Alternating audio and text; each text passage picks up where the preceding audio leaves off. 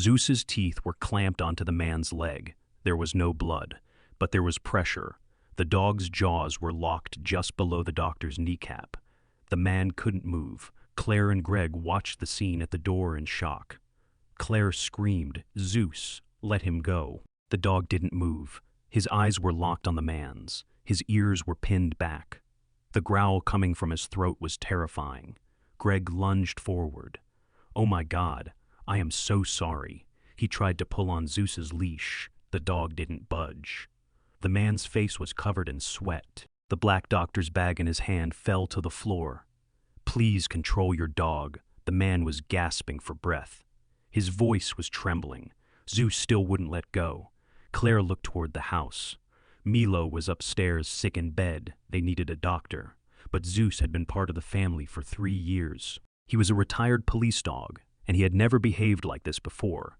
Greg finally managed to pull Zeus back. The dog took a few steps back, but he didn't take his eyes off the man. His body was tense like a spring. He acted as if he sensed danger. "I am so sorry, Dr. Jackson." His voice was filled with embarrassment. "Zeus isn't normally like this." The man slowly got to his feet. There was a slight dampness on his pant leg. Zeus's saliva had splattered on his pants. A strained smile appeared on his face. "It is okay. Dogs get stressed sometimes." Greg grabbed Zeus by the collar and locked him in the room next to the garage. The dog resisted. He tried to pull back, his claws scraping against the floor. When the door closed, helpless clawing sounds began, followed by a howl. "Oh my God, I am so embarrassed. Please come in.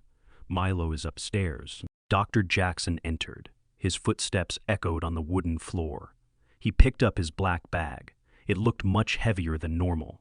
Claire turned as she headed for the stairs. "Would you like some tea?" "No, thank you," he replied. His eyes scanned the house. He looked at the windows, the doors, the walls. He wasn't acting like a doctor. He was acting like a burglar. It was hard to hear the barking coming from the garage. Zeus was going crazy. He was attacking the door. It was as if he was trying to tear down the walls.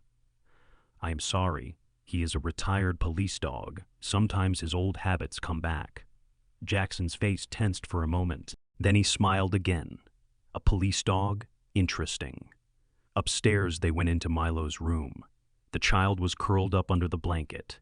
His face was red. His breathing was rapid. "Hello, little guy. We're going to make you better." The man reached out and stroked Milo's hair. There was no tenderness in his touch. He was like a merchant inspecting merchandise. The strange gleam in his eyes hit Greg like a punch in the stomach. Claire thought Zeus was just having a bad day, but Greg was still uneasy. The man's hands were trembling, and when he opened the zipper of the bag, what came out was not a stethoscope. First, a thick plastic cord appeared. Then a small syringe-like object appeared, and at the very back was a shiny metallic cuff. Greg's heart stopped. "Excuse me, what is that?" For 2 seconds, no one spoke. Then the man slowly turned around. He wasn't smiling anymore.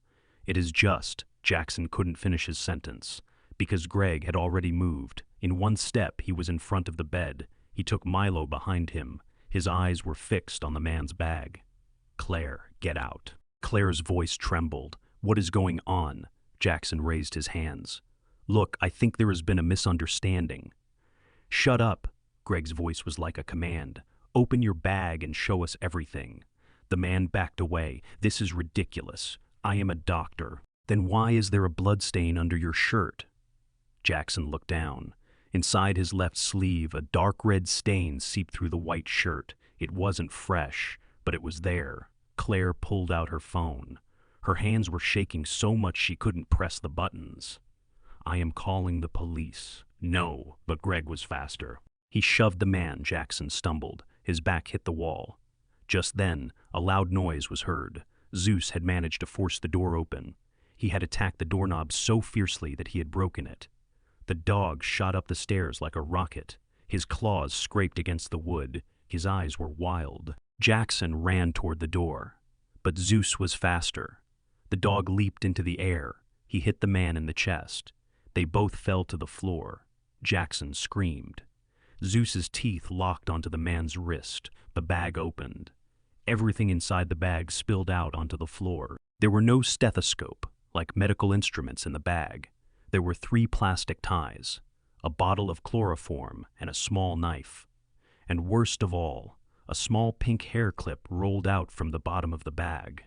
A hair clip belonging to another child, with a dried blood stain on it. There was also a notebook. It had addresses written on it. Next to each address was a child's age. Claire's phone fell from her hand. The police line was open. "Help, please help. There is a man in our house. He is not a doctor." 5 minutes later, police cars filled the street. Jackson was handcuffed on the ground. Zeus was still standing beside him. His eyes never left the man. After examining the bag, a police officer turned to Greg. This man was wanted in 3 states. He used a fake doctor's ID to get into homes. The officer didn't finish his sentence. He looked at Milo. Greg sank to his knees. Zeus came to his side. Greg stroked the dog's head. His hands were still shaking. You knew from the very first second. Zeus didn't wag his tail. He just rested his head on Greg's hand, and that moment was enough. A week later, Milo had recovered. A real doctor had come. He came home from the hospital with his ID card and all his documents. The flu was a simple illness. A few days of rest and medicine were enough. But what the family had gone through was not simple. Claire still couldn't sleep at night. Every time she closed her eyes, she saw that man's face. She saw that fake smile and those trembling hands in her dreams. Greg thought differently. "If it weren't for Zeus," he said. Claire finished his sentence. "I know." The police had told them the details. The man, whose real name was Marcus Vale, was a serial criminal. He was searching hospitals with fake IDs. He offered doctor-at-home services. He gained the family's trust. And then he kidnapped the children. There had been 14 cases in 9 states. But Zeus had stopped him. Zeus was now lying in the living room. Milo was next to him, wrapped in a blanket, watching an old cartoon. The dog's head was resting on the child's leg. Greg approached. He stroked Zeus's head. After that night, Zeus never slept in his bed. Now, every night, he lay at the threshold of Milo's room, facing the hallway. Even with his eyes closed, his ears were always alert. "I should never have judged you," he said. Zeus opened his eyes. He wagged his tail once, slowly. The police weren't surprised to learn that Zeus was a retired K-9. These dogs never forget. Their sense of smell is far beyond what we understand. Fear, adrenaline, violence. They pick up on it all. There was a chemical storm in Marcus's body, tension, anxiety, and nervousness. You could call it the crime hormone. Zeus sensed it in the first second. Claire had bought Zeus a new toy, a thick rubber bone. The dog wasn't interested, but Greg had given him something new. Next to his police badge, he had hung Zeus's old service collar. "You can retire, but you are still a hero." This story isn't just about a dog. It is a story about listening to our instincts. Sometimes animals see things we can't see, hear things we can't hear, feel things that need to be felt. Zeus saved a family that day, but the real lesson is this: trust is always beyond what meets the eye. And sometimes, what saves your life is the intuition of a 4-legged friend. If this story moved you, share your thoughts in the comments. And tell us, has your pet ever protected you from danger? Because sometimes heroes don't come in capes. Sometimes they just wear a collar.